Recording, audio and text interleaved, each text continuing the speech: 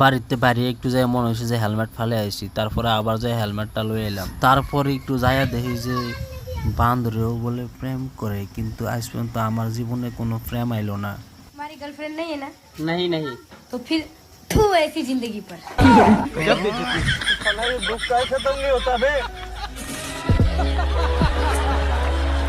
যে যত কথাই কো ভাই, আমরা গ্রাম আমার কাছে অনেক সেরা, অনেক সুন্দর গ্রাম, শান্ত পরিবেশ, ঠান্ডা হাওয়া।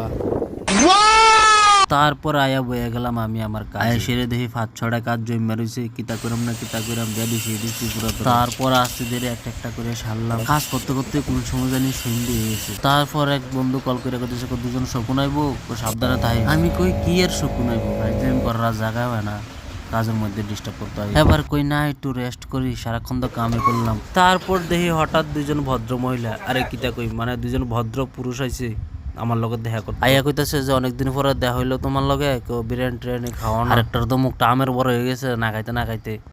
আমি কইলাম কই বাত নেই, খাওয়াইতে তো আমার কোনো সমস্যা নাই, কিন্তু সমস্যা হয়েছে গিয়া আমার পকেট খালি। না দাম দরদারি করতে করতে শেষ পর্যন্ত আইলাম গিয়া চম্পাত, আরে কিতা কই মানে ক্যাম্পা। ক্যাম্পা খাওয়াইলেই চলবো। ক্যাম্পা দেখিয়া আরেকটা দাঁত 32টা জায়গা 36টা দেখাই দিছে খুশিতে। কিতা কমু ফোলা হইন্ডা শুধু আমার এমনি হুগায় যায়।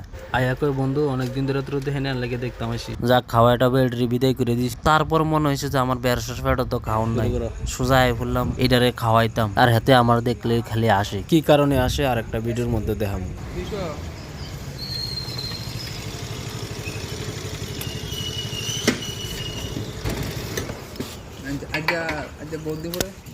আজ বহুদিন পরে কি আর কালকে আইছি না।